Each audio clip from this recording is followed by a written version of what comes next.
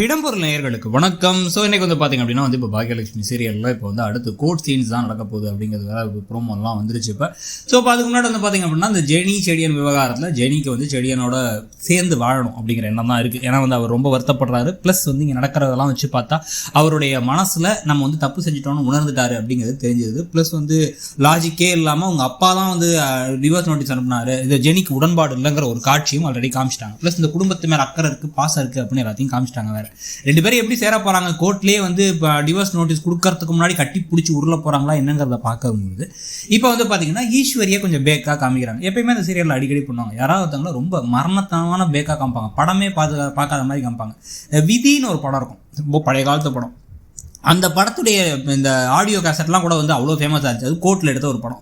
அந்த அளவுக்கு நம்ம ஆட்கள்லாம் வந்து கோர்ட் சீன்ஸை பல வருஷமாக பார்த்துருக்காங்க. அங்கே போயிட்டு வந்து இந்த செடியன் ஜெனியை ரொம்ப துன்புறுத்தியிருக்கார், கஷ்டப்படுத்தியிருக்கார், காயப்படுத்தியிருக்கார் அப்படின்னு சொல்லிட்டு வந்து ஒரு வக்கீல் பேசும்பொழுது டக்குன்னு எந்திரிச்சு ஈஸ்வரி வந்து என்னையா உன் பொண்ணு தான் வந்து கோச்சிட்டு போனால் என் பேரை வந்து அவளை கஷ்டப்படுத்தான்னு சொல்கிற அப்படின்னு வந்து அவங்க ஜெனியோட அப்பாவை பார்த்து கத்துறாங்க. ஈஸ்வரி கத்துன உடனே வந்து ஜட்ஜி என்ன பண்ணுறாங்க, ஜட்ஜி வந்து இந்த மாதிரிலாம் கத்தக்கூடாது, என்ன நினச்சிட்டு இருக்கீங்க, சைலன்ஸுங்கிறாங்க. சைலன்ஸ்னால் என்னன்னு உங்களுக்கு தெரியாதாமா, உடனே என்னதியான்னு கேட்குறாங்க.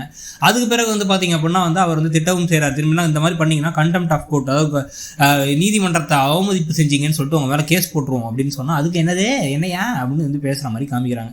சும்மா யாரையாச்சும் பேக்காக காமிச்சு அது வந்து ஒரு காமெடி அப்படின்னு வச்சு நம்மள ஹே சூப்பர்ல அப்படின்னு சொல்லிட்டு சிரிச்சிருவோம் அப்படிங்கிறதுக்காக ஒரு காட்சி ஒன்று வச்சுருக்காங்க. அந்த காட்சிகள்லாம் தாண்டி ஒரு வேளை ரெண்டு பாசிபிலிட்டி இருக்குது. ஒன்று, ரெண்டு பேரும் சேர்ந்து கொஞ்ச நாள் வாழுங்க, ஒரு 6 மாதம் வாழுங்கன்னு சொல்லிட்டு திருப்பி ஜெனியை இந்த வீட்டுக்கு அனுப்புறது, அதை வச்சு இந்த கொஞ்சம் நான் இதை வந்து இழுத்துட்டே போகிறது. இல்லை ஜெனியும் ஜெனி வந்து நீ இல்லாமல் இருக்க மாட்டேன்டான்னு கட்டி பிடிச்சிக்கிறதுன்னு காட்சிகள் வரப்போகுது. உங்களுக்கு என்ன தோணுதுங்கிறத சொல்லுங்கள். தேங்க்ஸ். இடம்பொருள் நேயர்களுக்கு வணக்கம். ஸோ இன்னைக்கு வந்து பார்த்தீங்க அப்படின்னா வந்து இப்போ பாக்கியலட்சுமி